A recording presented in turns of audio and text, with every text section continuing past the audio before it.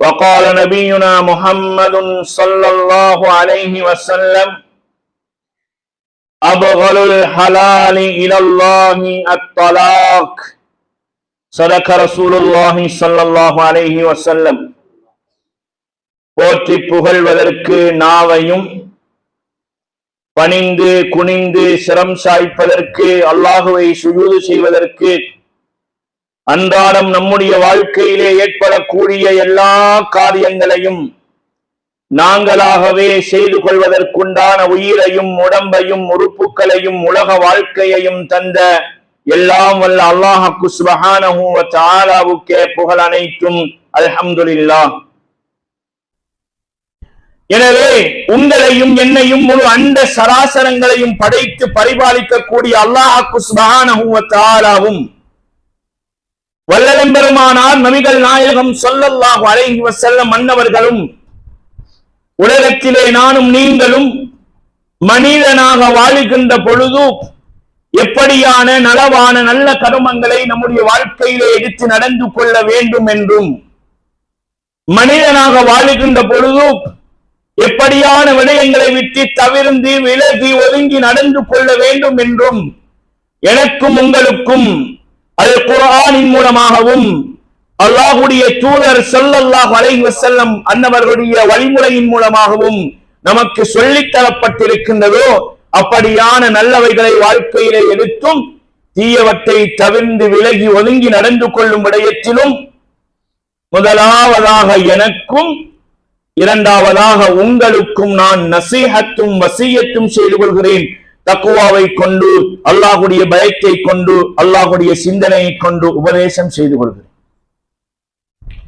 கண்ணியம் நிறைந்த அல்லாஹ்வின் நல்லடியார்களே, பெரியவர்களே, சீதேவிகளே, வாலிபர்களே, சகோதரர்களே,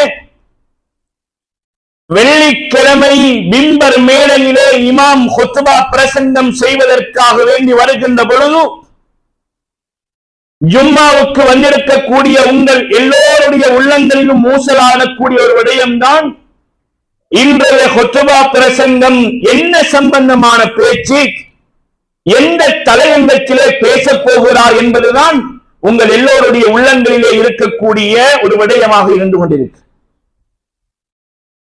இன்றைய குத்பா பிரசங்கம் அதனுடைய தலைப்பு நிக்காகவும் விவாகரத்தும் என்ற அடிப்படையிலே அமைந்திருக்கிறது.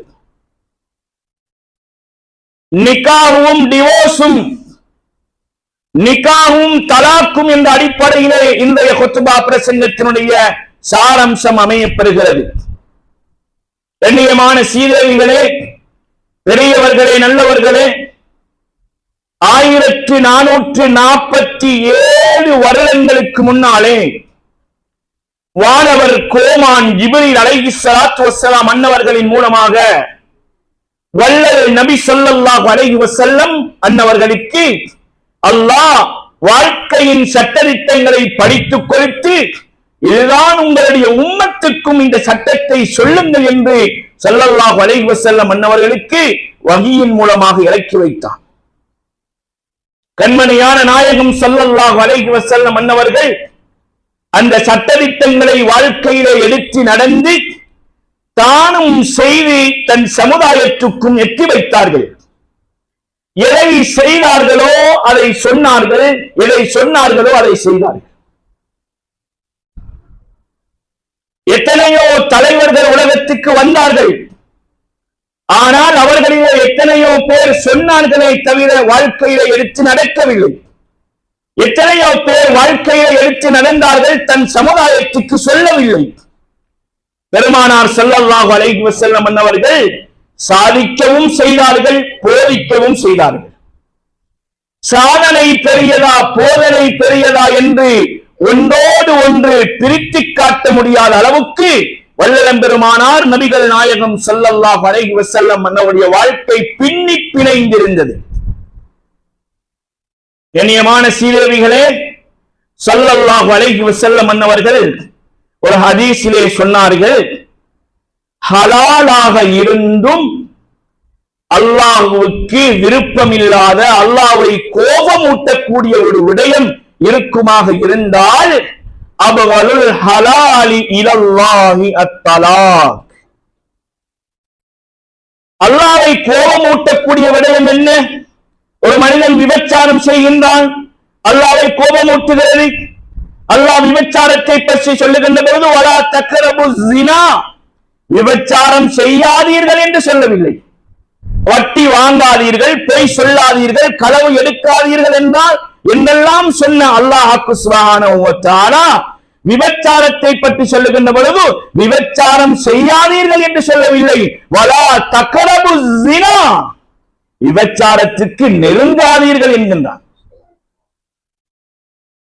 மேலான சீதேவிகளே, இப்படியெல்லாம் அல்லாஹ்வை கோபமூட்டக்கூடிய காரியங்கள் எல்லாம் பாவங்களின் மூலமாகத்தான் நடைபெறுகிறது. ஆனால் ஸல்லல்லாஹு அலைஹி வஸல்லம் சொன்னார்கள், ஹலாலாக இருந்தும் அல்லாஹ்வை கோபமூட்டக்கூடிய ஒரு விடயம், ஒரு காரியம் இருக்குமாக இருந்தால் அது தலாக் என்றார்கள், விவாகரத்து என்றார்கள், டிவோர்ஸ் என்றார்கள். இந்த தலாக் நானும் நீங்களும் வாழக்கூடிய இதே சமுதாயத்திலே, இதே பின்னணியிலே, இந்த ஒரு மனிதன் கடைக்கு போய் ஒரு சீனியை வாங்கி, எதையாவது ஒரு பொருளை வாங்கி தனக்கு பிடிக்கவில்லை என்று சொன்னதோடு கடைக்காரரிடத்திலே போய் இந்த பொருள் எனக்கு தேவையில்லை, திருப்பி பணத்தை கொடுங்கள் என்று சொல்லுவதைப் போல இன்றைய விவாகரத்து டிவோர்ஸ் நடக்கிறது. கணவனும் மனைவியும் 5-6 வருடங்கள் வாழ்ந்திருக்கிறார்கள். 2 பேரும் காதி நீதிமன்றத்திலே போகிறார்கள். எங்களுக்கு வாழ முடியாது, ஏனென்றால் எங்களுக்கு வேறு வேறு தொடர்புகள் ஏற்பட்டிருக்கிறது, எனவே நாங்கள் இருவரும் சமாதானமாக புரிந்து கொள்கிறோம் என்று போய் நிற்கிறார்கள். நான் சொல்லுவது ஒன்றும் கதையும் அல்ல, உங்களை நேரம் போக்குவதற்காக வேண்டி சொல்லக்கூடிய வரலாறும் அல்ல, சஹாபாக்களிலே நடந்த நிகழ்வுகளும் அல்ல. நானும் நீங்களும் எந்த சமுதாயத்திலே வாழுகிறோமோ இந்த சமுதாயத்திலே நடக்கக்கூடிய கவலையான விடயங்களை உங்களுக்கு நான் சொல்லுகிறேன். அல்லாஹ் நம்முடைய 7 பரம்பரைகளையும் பாதுகாக்க வேண்டும் இந்த டிவோர்ஸ் உடைய விடயத்தில். ஆமீன் என்று சொல்லுங்கள். மேலான சீதேவிகளே, பெரியவர்களே, நல்லவர்களே, ஒரு நிக்காஹ் என்பது அது பல முயற்சிகள், பல அழுகைகள், பல தொழுகைகள், அவைகளுக்கு பின்னாலேதான் நடக்கிறது. பெண் பிள்ளைகளை பெற்றவர்களும் தான், ஆண் பிள்ளைகளை பெற்றவர்களும் தான் தங்களுடைய பிள்ளைகளுக்கு நல்ல ஜோடி கிடைக்க வேண்டும் என்பதற்காக வேண்டி பல தஹஜ்ஜுடைய தொழுகைகளை தொழுது அழுகிறார்கள். பல உம்ராக்களை, ஹஜ்ஜுகளை செய்யக்கூடிய இடத்திலே போய் கையை பிடித்து என்னுடைய மகனுக்கு, என்னுடைய மகளுக்கு ஒரு நல்ல வாழ்க்கை துணை கிடைக்க வேண்டும் என்று அல்லாஹ்விடத்தில் பிரார்த்தனை புரியுங்கள் என்கிறார்கள். பல சுன்னத்தான நோன்புகளை நோக்கிறார்கள், பல சதக்காக்களை, தான தர்மங்களை கொடுக்கிறார்கள்.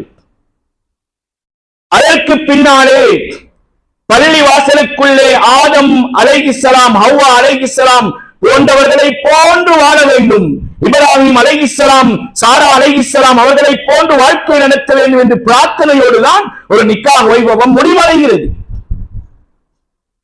எந்த பெற்றோரும் தங்களுடைய பிள்ளைகளை திருமணம் முடித்துக் கொடுத்து அவர்கள் 2-3 நாள் வாழ்க்கையோடு, 1 வாரம் 4 வார வாழ்க்கையோடு, 1 மாதம் 3 மாத வாழ்க்கையோடு, 1 வருடம் 2 வருட வாழ்க்கையோடு மகள் திரும்பி மீண்டும் வீட்டுக்கு விவாகரத்தோடு வர வேண்டும் என்று எதிர்பார்ப்பதில்லை.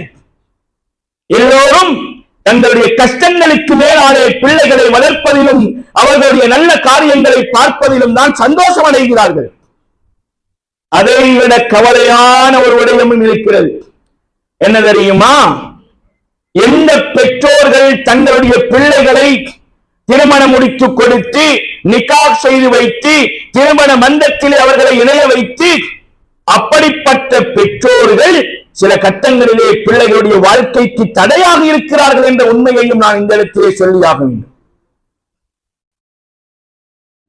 பெற்றோர்களுக்கு பிள்ளைகள் செய்ய வேண்டிய கடமைகளை பற்றி ஏராளமான பயான்கள் கேட்கிறோம், பேசுகிறோம். அவர்களுடைய கடமை என்ன, அவர்களை எவ்வாறு பராமரிக்க வேண்டும், அவர்களுக்கு எவ்வாறு துஆ கேட்க வேண்டும் என்பதை கூட அல்லாஹ் குர்ஆனிலே நமக்கு சொல்லாமல் விட்டு வைக்கவில்லை. ஆனாலும் பெற்றோர்களை நாங்களும் நீங்களும், பெற்றோர்களாகிய நானும் நீங்களும் பிள்ளைகளுக்கு செய்ய வேண்டிய கடமைகளை மறந்து விட்டோம் சீரர்களே. பெற்றோர்களாகிய நானும் நீங்களும் பிள்ளைகள் விடயத்திலே கொஞ்சம் குனிந்து பழைந்து போவதற்கு மறுக்கிறோம், கொஞ்சம் விட்டுக் கொடுப்பதற்கு மனமில்லை, கொஞ்சம் நம்முடைய கௌரவத்தை விடுவதற்கு விருப்பமில்லை, நம்முடைய மரியாதையை விட்டுக் கொடுக்க விருப்பமில்லை. ஏன்? அவனோடு வாழாவிட்டாலும் பரவாயில்லை, வீட்டுக்கு என்னுடைய மகள் வாழாவிட்டியாக வரலாம், ஆனால் மருமகனோடு நான் போய் பேச மாட்டேன். மேலான சீதேவிகளே, பெரியவர்களே, நல்லவர்களே, இந்த விவாகரத்து என்பது ஒரு ஆய்வு செய்தார்கள். இதே கொழும்பு பிரதேசத்திலே கொழும்பு 1 கொழும்பு 15 வரைக்கும் உள்ள இடைப்பட்ட இந்த பகுதிக்குள்ளே வாழக்கூடிய முஸ்லிம்களுடைய நிக்காகும் விவாகரத்தும் என்ற அடிப்படையிலே ஆய்வு செய்யப்பட்ட பொழுது ஒரு மாதத்துக்கு உதாரணமாக 300 நிக்கா நடைபெறுகிறது என்றால் அதை விட 2 மடங்கு விவாகரத் தலாக் டிவோர்ஸ் நடைபெறுகிறது. அல்லாஹ்வுடைய கோபம் ஹலாலாக இருந்தும் ஏற்படக்கூடிய விடயங்கள் நடைபெறுகிறது என்றால் நானும் நீங்களும் சிந்திக்க வேண்டும் சீதேவிகளே, பெரியவர்களே, நல்லவர்களே. இந்த விவாகரத் ஏன் நடக்கிறது என்று நாம் எண்ணி பார்க்கின்ற பொழுது அலி ரலியல்லாஹு தஆலா அவர்கள் சொன்னார்களே, உங்களிடத்திலே ஒருவன் தன்னுடைய ஒரு கண்ணை குருடாக்கி, என்னை அங்கே இருக்கக்கூடிய ஒருவன் என்னுடைய கண்ணை குருடாக்கி விட்டான் என்று வந்து சொன்னாலும் அங்கே இருப்பவனை தீர விசாரிக்காமல் ஒரு முடிவுக்கு வந்து விடாதீர்கள். ஏனென்றால் இங்கே வந்தவன் அங்கே இருப்பவனுடைய 2 கண்ணையும் குருடாக்கி விட்டு வந்திருப்பான். எனவே தீர்க்க விசாரிக்காமல் முடிவுக்கு வந்து விடாதீர்கள் என்றார்கள். காதி நீதிபதிகள் வேலிகளே வேளாண்மையை மேலக்கூடிய உலகத்திலே இருக்கிறோம். எந்த வேளாண்மையை பாதுகாப்பதற்காக வேண்டி வேலிகளை போடுகிறோமோ அந்த வேலிகளே வேளாண்மையை மேயக்கூடிய உலகத்திலே வாழ்ந்து கொண்டிருக்கிறோம். காதி நீதிபதிகள் என்பது அது சாதாரணமான விடயம் அல்ல, சாதாரணமான பக்குவப்பட்ட ஒரு விடயம் அல்ல. அந்த காதி நீதிபதிகள் என்று சொல்லக்கூடிய அந்த பட்டம் ஒரு பயங்கரமானது. காதி நீதிபதிகள் கிடைத்த உடனேயே பால்சோறு பங்கிடக்கூடிய விடயம் அல்ல. ஸல்லல்லாஹு அலைஹி வஸல்லம் சொன்னார்கள், நாளை மறுமையிலே நீதிபதிகளாக இருக்கக்கூடியவர்களிலே ஒரு கூட்டம் தான் சொர்க்கம் போவார்கள். அல்லாஹ் பாதுகாக்க வேண்டும். மேலான நல்லவர்களே, எத்தனையோ விவாகரத்து வருகிறது. அதிலே பல காரணங்கள் இருக்கிறது. அதிலே முக்கியமான ஒரு காரணம் தான் பெற்றோர்கள் என்று சொல்லக்கூடியவர்கள், உம்மாவும் வாப்பாவும் மாமாவும் மாமி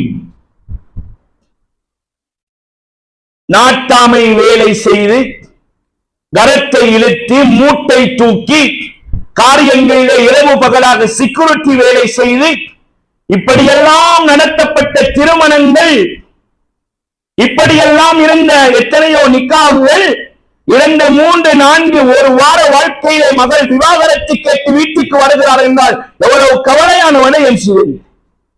இப்படி எத்தனையோ குடும்பங்கள் கவலையோடு இருக்கிறார்கள் என்றால் இப்படிப்பட்டவர்களுடைய கண்ணீருக்கு நானும் நீங்களும் ஆளாகிவிடக் கூடாது. அவர்கள் கையெழுத்து பதுவா செய்ய தேவையில்லை, அவர்களுடைய மனம் நோகுதலே நமக்கு பதுவா. அல்லாஹ் தஆலா அடியார்களுக்கு அநியாயம் செய்வதை அவனுக்கே ஹராமாக்கிக் கொண்டான். ஸல்லல்லாஹு அலைஹி வஸல்லம் சொன்னார்கள், இத்தகுல் ஸுல்ம, அநியாயத்தை பயந்து கொள்ளுங்கள். ஃபஇன்னல் ஸுல்ம, இந்த அநியாயம் துலுமாத்துன் யௌமல் கியாமா, நாளை மறுமையிலே உங்களுக்கு சுவர்க்கம் போவதற்கு அது இருளாக இருக்கும் என்றார். சொர்க்கத்தின் பாதையை அநியாயம் செய்தவர்கள் அடைந்து கொள்ள மாட்டார்கள். ஏனென்றால் அந்த பாதை அவர்களுக்கு இருளாக இருக்கும் என்றார்கள் ஸல்லல்லாஹு அலைஹி வஸல்லம் அன்னவர்கள். கண்ணியமான சீதேவிகளே, பெரியவர்களே, நல்லவர்களே, டிவோர்ஸ் என்று வரக்கூடிய எத்தனையோ விடயங்களை பார்க்கின்ற பொழுது, சிலரை விசாரிக்கின்ற பொழுது அவர்கள் சொல்லுகிறார்கள், எனக்கும் என்னுடைய கணவனுக்கும் ஒரு பிரச்சனையும் இல்லை, நாங்கள் இருவரும் சேர்ந்து வாழவே விரும்புகிறோம். என்னுடைய வாப்பாவினுடைய சில வார்த்தைகள் என்னுடைய கணவனை போய் சந்திப்பதை, அவரோட வாழ்க்கை நடத்துவதை தடுக்கிறது. என்னுடைய வாப்பா சொல்லுகிறார், மகளே, நீ இனி அவனோடு வாழ்க்கைக்கு போனால் நான் உனக்கு வாப்பாவும் இல்லை, நீ என்னுடைய மையத்துக்கும் வரக்கூடாது. அதனாலே எனக்கு அவரோடு வாழ முடியாது, ஏனென்றால் என்னுடைய வாப்பா எனக்கு முக்கியம் என்கிறார். இது பெண்ணிடத்தில் வரக்கூடிய விடயம். ஆம்பளை பிள்ளை சொல்லுகிறார், என்னுடைய உம்மா என்னுடைய மனைவியோடு வாழ வேண்டாம் என்கிறார்கள். என்னுடைய மனைவிக்கும் எனக்கும் எந்த தகராறும் இல்லை, சந்தோஷமாகவே வாழுகிறோம். சின்ன சின்ன பிரச்சனைகள் வருகிறது, கணவன் மனைவி என்றால் அப்படித்தானே. ஆனால் என்னுடைய உம்மா சொல்லுகிறார், மகனே, நீ அவளோடு வாழக்கூடாது, அதனாலே நாங்கள் பிரிந்து வாழுகிறோம் என்கிறார்கள். சீதேவிகளே, இப்படி பெற்றோருடைய தலையீட்டின் மூலமாக எத்தனையோ வாழ வேண்டிய குடும்பங்கள் பிரிந்து வாழ்ந்து கொண்டிருக்கிறது, எத்தனையோ வாழ வேண்டிய குடும்பங்கள் தலாக்கிலே போகிறது. இப்படியெல்லாம் அல்லாஹ்வுடைய கோபத்தை நாம் சந்தித்தால் நாளை மறுமையிலே நம்முடைய நிலை என்ன? சீதேவிகளே, நம்முடைய பிள்ளைக்காக வேண்டி நம்முடைய கௌரவத்தை விட்டுக் கொடுக்க முடியாதா? நாம் 1000 வருடம் வாழ வந்தவர்களா? இந்த உலகத்திலே 1000 வருடத்தை விட அதிகமாக வாழ வந்தவர்களா? நம்முடைய முனக்கு முன்னாலே வாழ்ந்தவர்கள் எத்தனையோ பேர் எங்கு போய்விட்டார்கள்? மண்ணறையிலே போய் இருக்கிறார்களே. சீதேவிகளே, நாம் இந்த கணம் மௌத்தாகிவிட்டால் நம்மை கொண்டு போய் மண்ணறையிலே மண்ணை போட்டு விட்டு வந்து விடுவார்கள். நம்முடைய ஆணவம் எங்கே? அகம்பாவம் எங்கே? கௌரவம் எங்கே? அங்கே பெட்ஷீட்டும் இல்லை, தலைவணியும் இல்லை, பாயும் இல்லை, மண்ணிலே படுக்க வேண்டி வருமே. சீதேவிகளே, இதற்குள்ளே நானே நம்முடைய ஆணவம். இந்த ஆணவத்தை நம்முடைய பிள்ளையுடைய வாழ்க்கைக்காக வேண்டி கொஞ்சம் விட்டுக் கொடுக்க கூடாதா? இந்த கோபத்தை நம்முடைய பிள்ளையுடைய வாழ்க்கைக்காக வேண்டி விட்டுக் கொடுக்க கூடாதா? இந்த கௌரவத்தை, இந்த முரட்டு வைரியாக்கியத்தை நம்மளுடைய பிள்ளையுடைய வாழ்க்கைக்காக வேண்டி விட்டுக் கொடுக்க கூடாதா? நாம் கண்ணை மூடிவிட்டாலும் அவர்கள் குடும்பமாக வாழ்ந்து நாளை நமக்காக வேண்டி பிரார்த்தனை செய்வார்களே. சீதேவிகளே, மேலான சீதேவிகளே, பெரியவர்களே, நல்லவர்களே, 2 பக்கங்களும் குற்றங்கள் இருக்கிறது, இல்லை என்று சொல்வதில்லை. ஆனால் நமக்கு முன்னாலே வாழ்ந்த முன்னோர்கள், நம்மை பெற்றெடுத்த நம்முடைய பெற்றோர்கள், அவர்கள் வாழ்ந்த அவர்களுடைய பெற்றோர்கள், அந்த காலங்களில் எல்லாம் விவாகரத்து என்பது மருந்துக்கு கூட இல்லாமல் இருந்தது. 1,00,000க்கு கூட விவாகரத்து இல்லை. ஒரே கணவன், ஒரே மனைவி, பல பிள்ளைகளாக சமூகத்திலே நல்லவர்களாக வளர்த்து நல்ல புத்திமதிகளை சொல்லிக் கொடுத்து விட்டு அவர்கள் வபாத்தாகி விட்டார்கள். இன்றைய சமூகத்திலே வயோதிபர்களாக இருக்கிறார்களே, அப்படிப்பட்ட சீதேவிகள் எவ்வளவு நல்ல குணமுள்ளவர்கள். அந்த காலத்திலே இன்டர்நெட் இருந்ததா? கம்ப்யூட்டர் இருந்ததா? வாட்ஸ்அப் இருந்ததா? வைபர் இருந்ததா? பேஸ்புக் இருந்ததா? இல்லை. மேலான சீதேவிகளே, பெரியவர்களே, நல்லவர்களே, குடும்பம் என்று இருக்கின்ற பொழுது அப்படி இருக்கும், இப்படி இருக்கும். மாமனாரை மருமகனுக்கு பிடிக்காது, மாமியாருக்கு மருமகளை பிடிக்காது, மருமகனுக்கு மாமனாரை பிடிக்காது. இப்படித்தானே வாழ்க்கை. எல்லோரும் ஒரு முரட்டு கௌரவத்திலே இருந்து விட்டால் அங்கே குடும்பங்கள் ஒன்று சேர முடியுமா? யார் விட்டுக் கொடுப்பது? யார் விட்டுக் கொடுப்பது? வாழ வேண்டிய 2 பிள்ளைகளும் கவலையிலே அவர் ஒரு பக்கம், இவர் ஒரு பக்கம், வாழ வேண்டிய வயதிலே உம்மா வாப்புக்காக வேண்டி வாழ்க்கையை இழந்திருக்கிறார்களே. சீதேவிகளே, என்ன நியாயம்? என்ன நியாயம்? நம்முடைய பிள்ளைகளுக்காக வேண்டி கொஞ்சம் மருமகளை மன்னிக்க முடியாதா? நம்முடைய பிள்ளைக்காக வேண்டி மருமகனை மன்னிக்க முடியாதா? நாளை அவர்கள் துஆ செய்வார்களே, நான் இப்படி இருந்தும் என்னுடைய மாமியார் என்னோட இவ்வளவு நல்ல குணமாக நடந்து கொண்டார்கள் என்று நம்மை நாளை அடுத்த வருடத்திலே சொல்லுவார்களே துஆ. என்னுடைய மாமனாரோடு நான் இப்படி முரட்டுத்தனமாக நடந்தும் என்னுடைய மாமனார் பணிந்து வளைந்து குடிந்தே வருவார். தன்னுடைய பிள்ளைக்காக வேண்டி மருமகன் சொல்லுவாரா இல்லையா? பிள்ளைகள் நல்லா வாழுவார்களே சீதேவிகளே, கண்ணியமான நல்லவர்களே, பெரியவர்களே, சீதேவிகளே. ஒருவருக்கு சீனி நோய் வந்திருக்கிறது. அவர் டாக்டரிடத்திலே போகிறார். காலிலோ கையிலோ ஒரு புண் வந்திருக்கிறது. அந்த டாக்டர் என்ன செய்வார்? அவருக்கு மாத்திரைகளை கொடுப்பார், சோதிப்பார், பார்ப்பார். அந்த மாத்திரைகளை கொடுத்து பல முறை முயற்சி செய்வதற்கு பின்னாலேதான் அவருடைய கையிலோ காலிலோ சில ஆபரேஷன்களை செய்வார். அந்த விரலையோ காலையோ கையையோ அகற்றுவார் பல முயற்சிகளுக்கு பின்னால். அதே போல வாழ்க்கை என்று வருவது நாம் அவர்களுக்கு புத்தி சொல்லிக் கொடுக்க வேண்டும். சில இஸ்லாமிய நாடுகளிலே, வெளிநாடுகளிலே திருமணத்துக்கு முன்னாலே யாரெல்லாம் திருமண மண்டத்திலே இணைகிறார்களோ அவர்களுக்கு பாடம் நடத்தப்படுகிறது. திருமணம் என்றால் என்ன, மாமியார் வீட்டிலே போய் எப்படி நடந்து கொள்ள வேண்டும், கணவனோடு எப்படி நடந்து கொள்ள வேண்டும், மாமனார் என்பவர் யார், அவர் எங்களுடைய தகப்பன், மாமியார் என்பவர் யார், தாய்க்கு அடுத்த கணம் என்ற விடயங்கள், வாழ்க்கை பாடங்கள் கற்பிக்கப்பட்டுத்தான் அவர்களுக்கு கலிதான பந்தம் என்ற இணையத்திலே அவர்கள் இணைக்கப்படுகிறார்கள், சான்றிதழ்கள் வழங்கப்படுகிறது. அப்படியான நிலைமைகள் நம்முடைய நாட்டிலும் முஸ்லிம் கிராமங்களிலே பள்ளிவாசல்களிலே நடைமுறைப்படுத்தப்பட வேண்டும். பொறுப்புதாரிகள் ஆலோசனை செய்யுங்கள். எல்லாம் செய்கிறோம், விலை உயர்ந்த காடடிக்கிறோம், விலை உயர்ந்த திருமண மண்டபங்களை ஹோல்களை புக் பண்ணுகிறோம். ஆனால் பிள்ளைகள் நாளை வாழ வேண்டிய வாழ்க்கை திட்டம் பாடங்களை சொல்லிக் கொடுக்க மறந்துவிட்டோம். அதனாலே மகள் 3 நாள் 4 நாள் 10 நாள் 1 மாத வாழ்க்கையோடு விவாகரத்து கேட்கிறது. யார் ஊர் பேர் தெரியாதது என்பதனாலே சொல்லுகிறேன். ஒரு இடத்திலே ஒரு டிவோர்ஸ் நடந்தது, ஒரு தலாக்கு நடந்தது.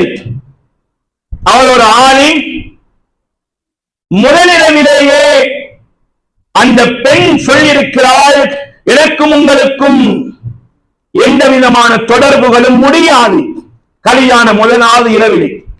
ஏனென்றால் நான் ஒருவரை காதலிக்கிறேன். கதை அல்ல சீதேவிகளை, கவலையோடு சொல்கிறேன். இப்படியெல்லாம் இருந்தால் ஏன் சீரழிவுகள், ஏன் நிக்கா பள்ளிவாசலுக்குள்ளே, எதற்காக வேண்டிய வலிமா விருந்துகள், ஏன் செலவுகள் முயற்சிகள்?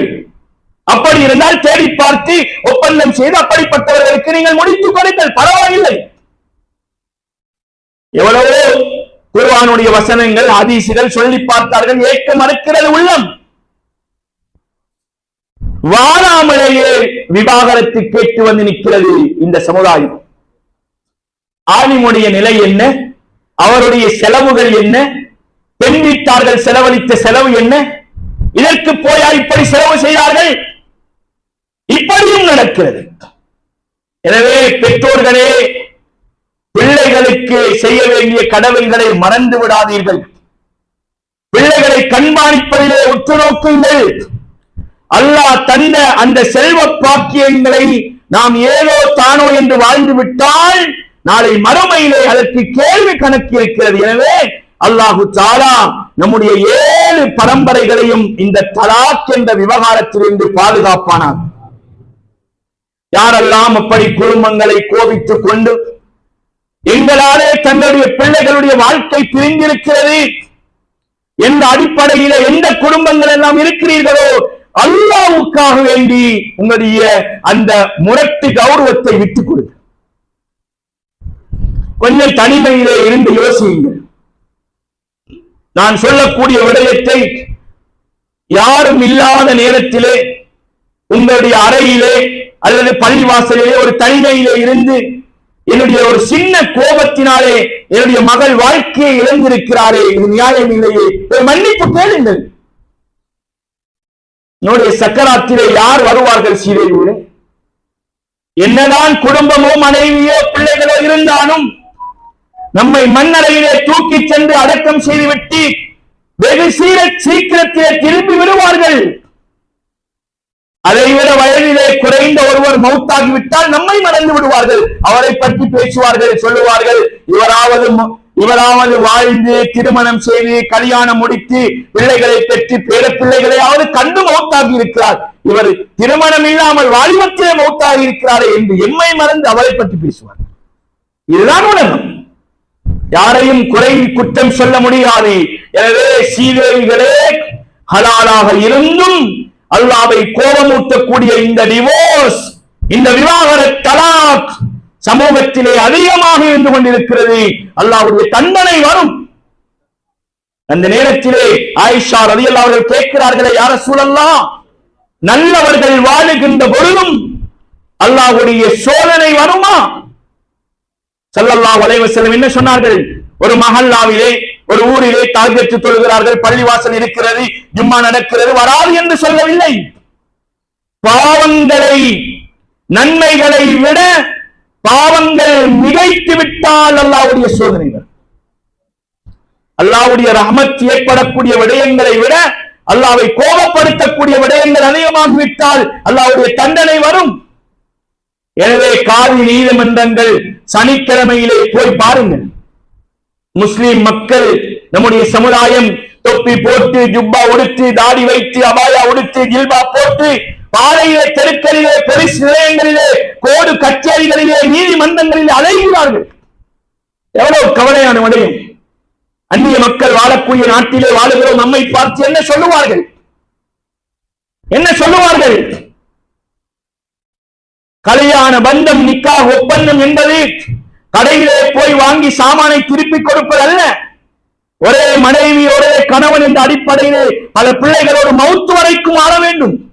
அதுதான் நிக்காஹ். ஒவ்வொருவர்களும் நியத்து வையுங்கள், என்னுடைய குடும்பத்தோடு என்ன பிரச்சனை வந்தாலும், என்ன தகராறு வந்தாலும் இன்ஷா அல்லாஹ் மௌத்து வரைக்கும் ஒரே மனைவி, ஒரே கணவன், இதே பிள்ளைகளோடு வாழ்வேன் என்று உறுதியாக நியத்து வையுங்கள். அல்லாஹ் என்னுடைய எண்ணங்களை பார்க்கிறான்.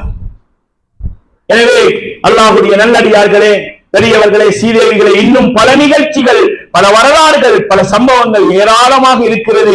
குறுகிய நேரத்திலே பேச முடியாது.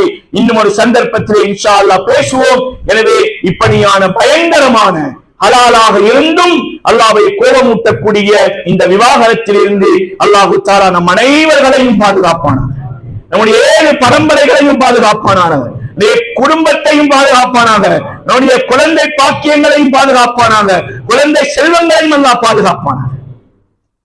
யாரெல்லாம் இப்படி தலாக்கிலே, டிவோர்ஸிலே, விவாகரத்திலே இருக்கிறார்களோ யா அல்லாஹ் அவர்களை ஒன்று சேர்த்து வைப்பாயாக.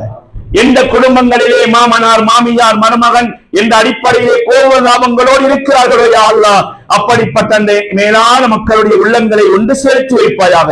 விட்டுக் கொடுக்கும் உள்ளத்தை கொடுப்பாயாக. பொறுமை என்கின்ற ஆயுதத்தை கையிலே இருக்கக்கூடிய உள்ளத்தை தருவாயாக. எங்கள் எல்லோருடைய பாவங்களை மன்னிப்பாயாக. எங்களை பெற்றெடுத்த சீதேவிகளுடைய பாவங்களை மன்னிப்பாயாக. அவர்களுடைய மௌத்தாகி மன்னரையிலே இருக்கக்கூடிய சீதேவிகளுடைய எல்லோருடைய கபர்களையும் மேலான சொர்க்கத்தின் பூஞ்சோலைகளாக ஆக்கி வைப்பாயாக. கல்வியை கற்றுக் கொடுத்த நம்முடைய உஸ்தாதுமார்கள், ஆசிரியர்கள் கஷ்டமான நேரங்களிலே நமக்கு கை கொடுத்து உதவிய நல்லவர்கள் அனைவருடைய பாவங்களை மன்னித்து அருள் புரிவாயாக.